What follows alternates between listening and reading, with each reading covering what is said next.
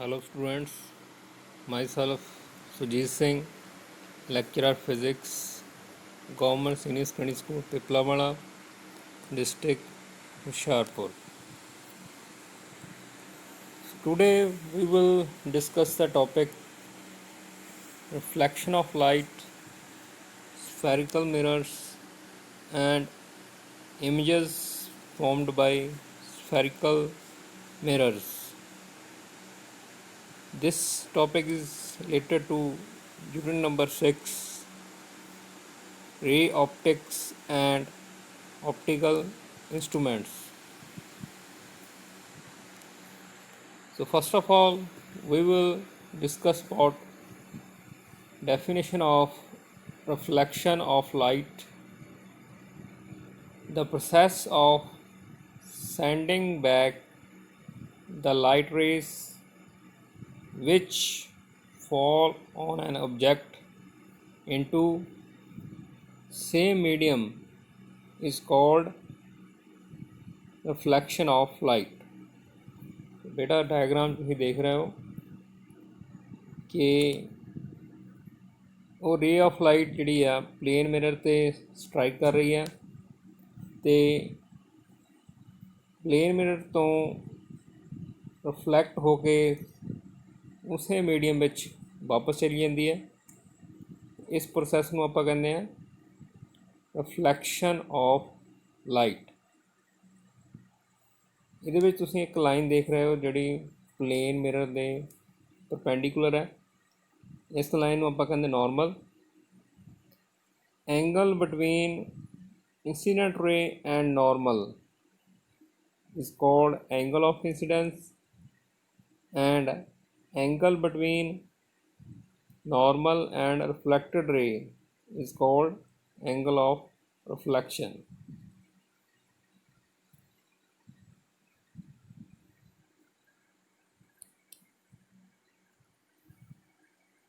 So next we will discuss about types of spherical mirrors. There are two types of spherical mirrors.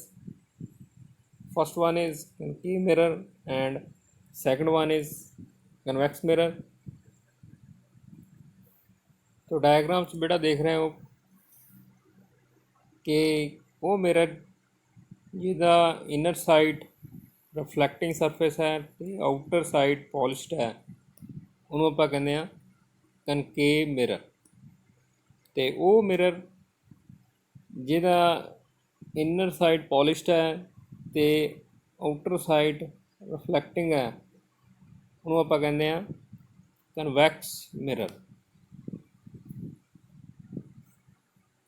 So next are few definitions related to spherical mirrors. So first definition is center of curvature. The center of sphere of which the mirror forms a part is called center of curvature. Mirror ਜਿਸ sphere ਦਾ part ਹੈਗੀ ਆ ਉਸ sphere ਦੇ centre ਨੂੰ ਆਪਾਂ centre of curvature ਕਹਿੰਦੇ ਆ। Diagram ਤੁਸੀਂ ਦੇਖ ਰਹੇ ਹੋ ਕਿ ਇਹਨੂੰ ਆਪਾਂ ਕੈਪੀਟਲ C ਨਾਲ ਡਿਨੋਟ ਕਰਦੇ ਹਾਂ।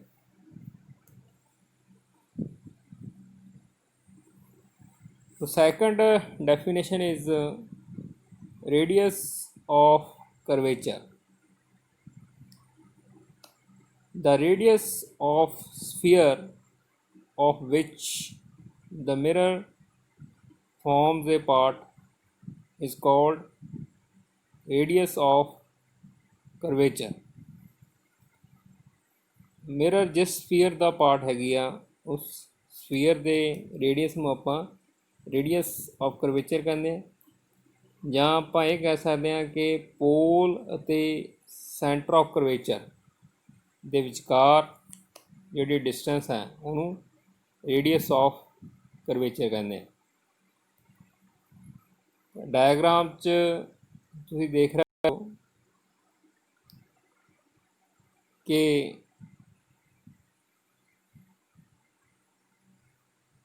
ਰੇਡੀਅਸ ਆਫ ਕਰਵੇਚਰ ਜਿਹੜਾ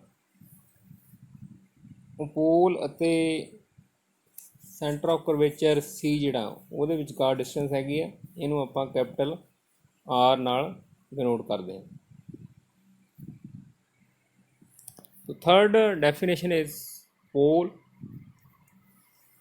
The center of spherical mirror is called its pole. Mirror ਦਾ ਜਿਹੜਾ ਸੈਂਟਰ ਪੁਆਇੰਟ ਹੈ ਉਹਨੂੰ ਆਪਾਂ ਪੋਲ ਕਹਿੰਦੇ ਆ।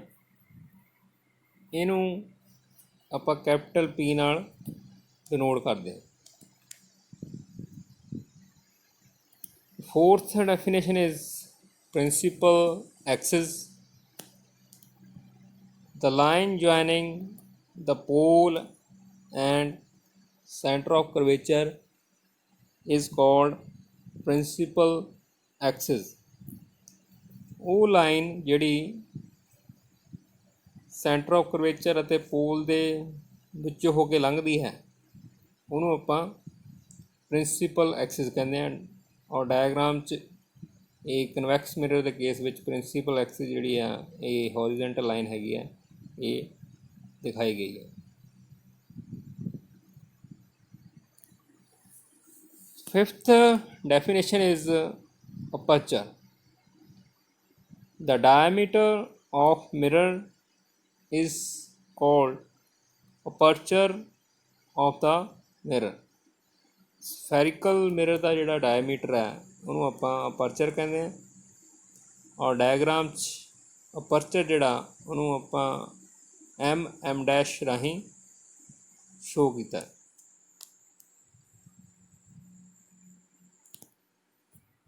Sixth definition is principal focus.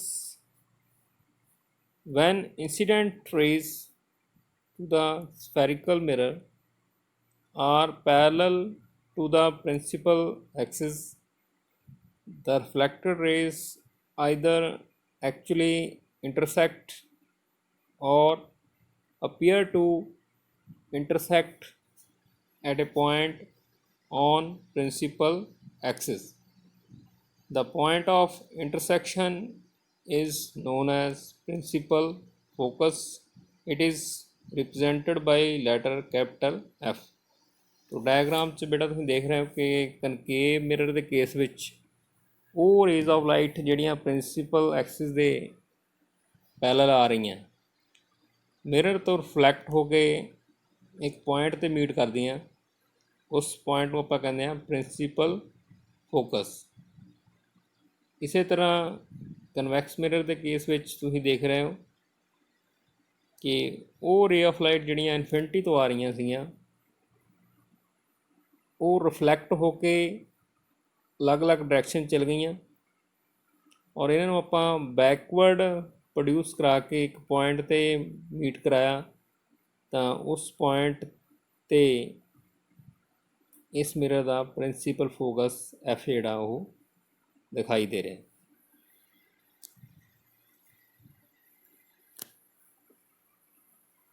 Definition number 7 is focal length. The distance between pole and principal focus of mirror is called focal length. Principal focus ਅਤੇ ਪੋਲ ਦੇ ਵਿਚਕਾਰ ਜਿਹੜੀ ਡਿਸਟੈਂਸ ਹੈ ਇਹਨੂੰ ਆਪਾਂ ਫੋਕਲ ਲੈਂਥ ਕਹਿੰਦੇ ਹਾਂ। ਇਹਨੂੰ ਲੈਟਰ ਸਮੋਲ f ਨਾਲ ਆਪਾਂ ਡਿਨੋਟ ਕਰਦੇ ਹਾਂ।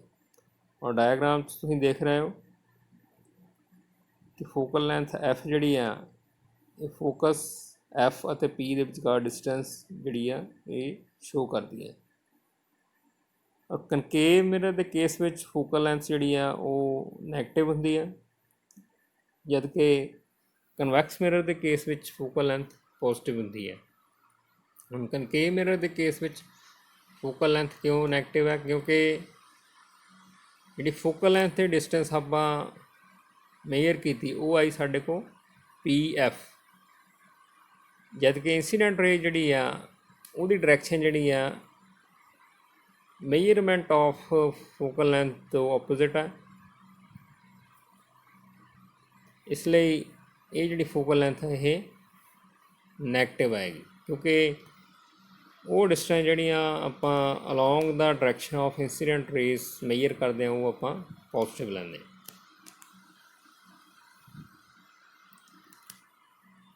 So next are laws of reflection.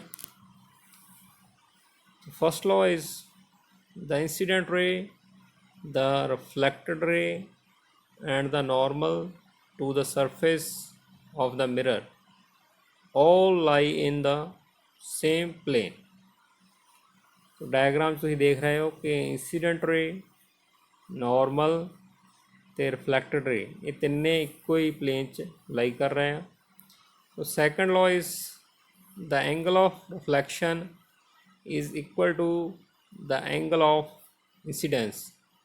Both angles measured with respect to the normal to the mirror.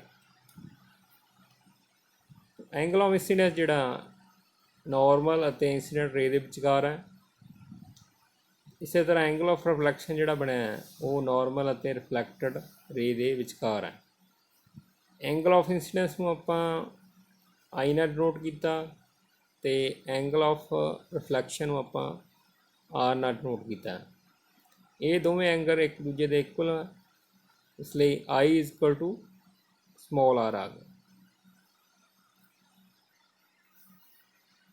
So next we will discuss about the formation of image by concave mirror कि जेकर object की position अलग अलग होवे तां image जिहड़ा वो कित्थे बनदा ते किस तरह दा बनदा है ये आपां इहदे विच डिस्कस करना है। First case is van object lies at infinity. पहला केस ये है कि जदों ऑब्जैक्ट नूं आपां इनफिनिटी ते प्लेस कीता है। डायग्राम तुसीं देख रहे हो कि ये भी ऑब्जैक्ट जिहड़ा इनूं इनफिनिटी ते प्लेस किया गया। हुण इस ऑब्जैक्ट तो वो रेज ऑफ लाइट जिहड़ियां प्रिंसीपल एक्सिस दे पैरेलल आ रही वो कनकेव मिरर तो रिफ्लैक्ट होके प्रिंसीपल फोकस के थ्रू पास आउट हो जाऊँगी। इट मीनस दैट इस ऑब्जैक्ट का जोड़ा इमेज है वो प्रिंसीपल फोकस से बनेगा। इमेज जोड़ा रियल तो इनवर्टेड होएगा तो इमेज का साइज जोड़ा वो पॉइंट साइज होएगा।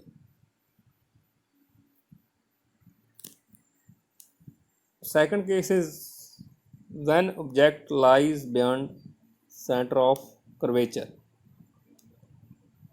सैकेंड केस विच जिहड़ा ऑब्जैक्ट है वो सेंटर ऑफ करवेचर तो परां वाल प्लेस किया गया। तो डायग्राम तुसीं देख रहे हो कि ये भी ऑब्जैक्ट जिहड़ा ये सेंटर ऑफ करवेचर सी जिहड़ा उत्तों पिछे जां परे वाल रखा गया। सो ऑब्जैक्ट ए बी तो वो रे ऑफ लाइट जिहड़ी प्रिंसीपल एक्स दे पैरेलल आऊँगी वो कनकेव मिरर तो रिफ्लैक्ट होके प्रिंसीपल फोकस एफ के थ्रू पास आउट हो जाएगी। और सैकेंड रे ऑफ लाइट जिहड़ी ऑब्जैक्ट ए बी तो सेंटर ऑफ करवेचर के थ्रू पास आउट होएगी वो एज इट इज़ रिफ्लैक्ट होके उस डायरैक्शन विच वापस आ जाती है। और ये दोवें rays of light A dash point ते मीट करते हैं। So A dash B dash जिहड़ा ऑब्जैक्ट ए बी का इमेज बनेगा, ये इमेज रियल अते इनवर्टेड होएगा और ये पोजीशन प्रिंसीपल फोकस अते सेंटर ऑफ करवेचर के विचकार होएगी और इसका साइज ऑब्जैक्ट के साइज तो स्मॉल होएगा। Third case is when object lies at center of curvature। तो थर्ड केस के विच ऑब्जैक्ट नूं आपां सेंटर ऑफ करवेचर के उपर रखिया। इत्थों वो रेज ऑफ लाइट जिहड़ियां प्रिंसीपल एक्सिस के पैरेलल आउणगीआं वो रिफ्लैक्ट होके ਪ੍ਰਿੰਸੀਪਲ ਫੋਕਸ ਜਿਹੜਾ ਐਫ ਹੈ ਉਹਦੇ ਥਰੂ ਪਾਸ ਆਊਟ ਹੋਣਗੀਆਂ, ਔਰ ਉਹ ਰੇ ਆਫ ਲਾਈਟ ਜਿਹੜੀ ਪ੍ਰਿੰਸੀਪਲ ਫੋਕਸ ਦੇ ਥਰੂ ਪਾਸ ਆਊਟ ਹੋਏਗੀ ਉਹ ਕਨਕੇਵ ਮਿਰਰ ਦੁਆਰਾ ਰਿਫਲੈਕਟ ਹੋ ਕੇ ਪ੍ਰਿੰਸੀਪਲ ਐਕਸਿਸ ਦੇ ਪੈਰਲਲ ਚਲੀ ਜਾਏਗੀ। ਤੋ ਇਹ ਦੋ ਰੇ ਆਫ ਲਾਈਟ ਜਿਹੜੀਆਂ ਰਿਫਲੈਕਟ ਹੋ ਕੇ ਆਉਣਗੀਆਂ ਇਹ ਏ ਡੈਸ਼ ਪੁਆਇੰਟ 'ਤੇ ਮੀਟ ਕਰਦੀਆਂ, ਔਰ ਏ ਡੈਸ਼ ਬੀ ਡੈਸ਼ ਜਿਹੜਾ object A B the image ਬਣੇਗਾ। ਇਹ ਇਮੇਜ ਰੀਅਲ ਅਤੇ ਇਨਵਰਟਡ ਹੋਏਗਾ, ਔਰ ਪੋਜੀਸ਼ਨ ਇਹਦੀ ਸੈਂਟਰ ਆਫ ਕਰਵੇਚਰ ਦੇ ਉੱਪਰ ਹੋਏਗੀ, ਅਤੇ ਸਾਈਜ਼ ਇਹਦਾ ਓਬਜੈਕਟ ਦੇ ਸਾਈਜ਼ ਦੇ ਬਰਾਬਰ ਹੋਏਗਾ। Fourth case is when object lies between principal focus and center of curvature। तो चौथे केस ਦੇ ਵਿੱਚ ਜਿਹੜਾ ਆਬਜੈਕਟ ਹੈ ਉਹ ਪ੍ਰਿੰਸੀਪਲ ਫੋਕਸ ਅਤੇ ਸੈਂਟਰ ਆਫ ਕਰਵੇਚਰ ਦੇ ਵਿਚਕਾਰ ਉਹਨੂੰ ਪਲੇਸ ਕੀਤਾ ਗਿਆ। ਡਾਇਆਗਰਾਮ ਤੁਸੀਂ ਦੇਖ ਰਹੇ ਹੋ ਕਿ ਏ ਬੀ ਆਬਜੈਕਟ ਜਿਹੜਾ ਐਫ ਅਤੇ ਸੀ ਦੇ ਵਿਚਕਾਰ ਹੈ। ਆਬਜੈਕਟ ਤੋਂ ਉਹ ਰੇ ਆਫ ਲਾਈਟ ਜਿਹੜੀ ਪ੍ਰਿੰਸੀਪਲ ਐਕਸਿਸ ਦੇ ਪੈਰਲਲ ਜਾਏਗੀ, ਯਾਨੀ ਕਿ ਏ ਡੀ ਜਿਹੜੀ ਹੈ ਇਹ ਰੇ ਆਫ ਲਾਈਟ ਪ੍ਰਿੰਸੀਪਲ ਐਕਸਿਸ ਦੇ ਪੈਰਲਲ ਆ ਰਹੀ ਹੈ, ਤਾਂ ਇਹ ਪੁਆਇੰਟ ਡੀ 'ਤੇ ਰਿਫਲੈਕਟ ਹੋ ਕੇ ਪ੍ਰਿੰਸੀਪਲ ਫੋਕਸ ਐਫ ਦੇ ਥਰੂ ਪਾਸ ਆਊਟ ਹੋ ਜਾਏਗੀ, ਔਰ ਉਹ ਰੇ ਆਫ ਲਾਈਟ ਜਿਹੜੀ ਪੁਆਇੰਟ ਐਮ 'ਤੇ ਸਟਰਾਈਕ ਕਰੇਗੀ ਉਹ ਸੈਂਟਰ ਆਫ ਕਰਵੇਚਰ ਦੇ ਥਰੂ ਪਾਸ ਆਊਟ ਹੋ ਕੇ ਅੱਗੇ ਜਿਹੜੀ ਰੇ ਪਹਿਲਾਂ ਰਿਫਲੈਕਟ ਹੋ ਕੇ ਆਈ ਹੈ ਉਹਨੂੰ ਏ ਡੈਸ਼ 'ਤੇ ਮੀਟ ਕਰੇਗੀ। It means that A B object the image ਜਿਹੜਾ ਏ ਡੈਸ਼ ਬੀ ਡੈਸ਼ ਬਣੇਗਾ, ਇਹ ਇਮੇਜ ਰੀਅਲ ਅਤੇ ਇਨਵਰਟਡ ਹੋਏਗਾ।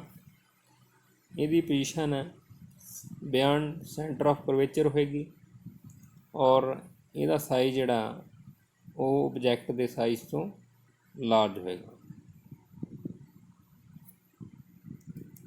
So fifth case is when object lies at principal focus। So fifth case ਵਿੱਚ ਜਿਹੜਾ ਆਬਜੈਕਟ ਹੈ ਉਹ ਪ੍ਰਿੰਸੀਪਲ ਫੋਕਸ ਦੇ ਉੱਪਰ ਰੱਖਿਆ ਗਿਆ।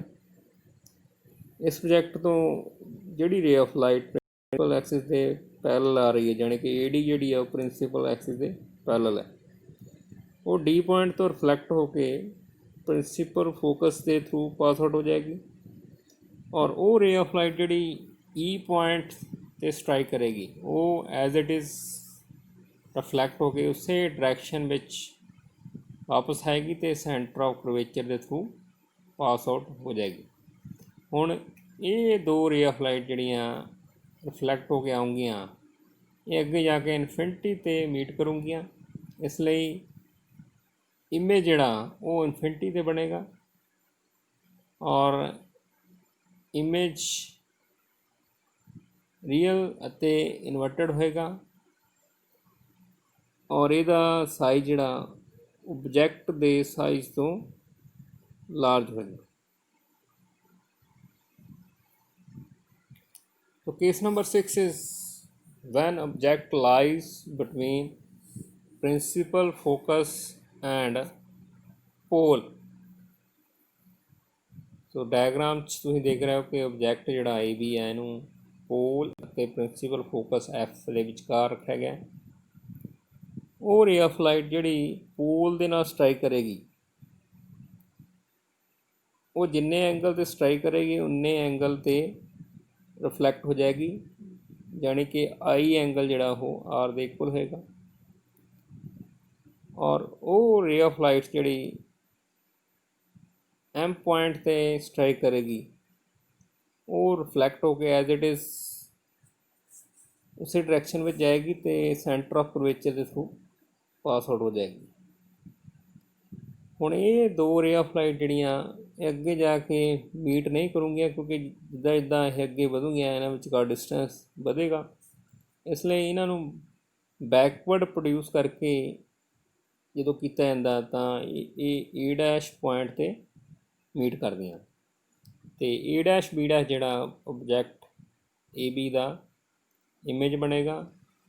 ये इमेज वर्चुअल ते रिएक्ट होएगा और यदी position behind the concave mirror होएगी और साइज़ ऑब्जैक्ट के साइज़ तो लार्ज होएगा। So next we will discuss about formation of image by convex mirror। So convex mirror ਦੇ ਕੇਸ ਵਿੱਚ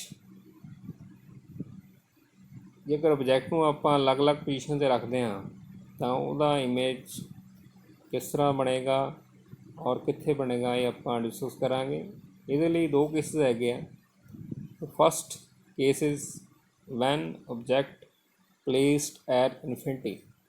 ਸੋ ਪਹਿਲੇ ਕੇਸ ਵਿੱਚ ਤੁਸੀਂ ਡਾਇਗਰਾਮ ਦੇਖ ਰਹੇ ਹੋ ਕਿ ਆਬਜੈਕਟ ਜਿਹੜਾ ਇਹਨੂੰ ਆਪਾਂ ਇਨਫਿਨਿਟੀ 'ਤੇ ਪਲੇਸ ਕੀਤਾ ਤਾਂ ਇਸ ਪ੍ਰੋਜੈਕਟ ਤੋਂ ਉਹ ਰੇ ਆਫ ਲਾਈਟ ਜਿਹੜੀਆਂ ਪ੍ਰਿੰਸੀਪਲ ਐਕਸਿਸ ਦੇ ਪੈਰਲਲ ਆ ਰਹੀਆਂ ਉਹ ਰਿਫਲੈਕਟ ਹੋ ਕੇ ਅਲੱਗ-ਅਲੱਗ ਡਾਇਰੈਕਸ਼ਨ ਚਲ ਗਈਆਂ ਔਰ ਇਹ ਰੇ ਆਫ ਲਾਈਟ ਜਿੱਦਾਂ ਇੱਦਾਂ ਇਹ ਅੱਗੇ ਵਧੂਗੀਆਂ ਇਹਨਾਂ ਵਿੱਚ ਗੈਪ ਜਿਹੜਾ ਉਹ ਵੱਧਦਾ ਜਾਏਗਾ। ਇਸ ਲਈ ਇਹਨਾਂ ਨੂੰ ਆਪਾਂ ਬੈਕਵਰਡ ਪ੍ਰੋਡਿਊਸ ਕਰਾਉਂਦੇ ਹਾਂ। ਜਦੋਂ ਬੈਕਵਰਡ ਪ੍ਰੋਡਿਊਸ ਕਰਾਂਗੇ ਤਾਂ ਇਹ ਐਫ ਪੁਆਇੰਟ 'ਤੇ ਮੀਟ ਕਰ ਜਾਂਦੀਆਂ, ਜਾਣੀ ਕਿ ਪ੍ਰਿੰਸੀਪਲ ਫੋਕਸ ਦੇ ਉੱਪਰ ਮੀਟ ਕਰ ਜਾਂਦੀਆਂ। ਇਸ ਲਈ ਆਬਜੈਕਟ ਜਿਹੜਾ ਇਨਫਿਨਿਟੀ 'ਤੇ ਹੈ ਉਹਦਾ ਇਮੇਜ ਜਿਹੜਾ ਪ੍ਰਿੰਸੀਪਲ ਫੋਕਸ 'ਤੇ ਬਣੇਗਾ। ਇਹ ਵਰਚੁਅਲ ਅਤੇ ਇਰੈਕਟ ਹੋਏਗਾ ਔਰ ਇਹਦਾ ਸਾਈਜ਼ ਜਿਹੜਾ ਉਹ पॉइंट साइज होएगा। Case number 2 is when object lies between pole and principal focus। ਹੁਣ ਦੇਖੋ ऑब्जेक्ट ਜਿਹੜਾ TS ਹੈ ਇਹਨੂੰ ਪੋਲ ਅਤੇ ਪ੍ਰਿੰਸੀਪਲ ਫੋਕਸ ਦੇ ਵਿਚਕਾਰ ਰੱਖਿਆ ਗਿਆ।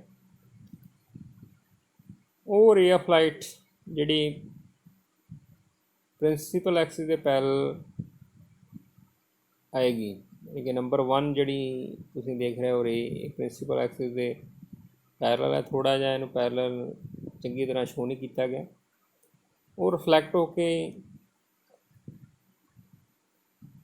ਅਲੱਗ ਡਾਇਰੈਕਸ਼ਨ ਚਲੀ ਜਾਏਗੀ ਔਰ ਉਹ ਰੇ ਆਫ ਲਾਈਟ ਜਿਹੜੀ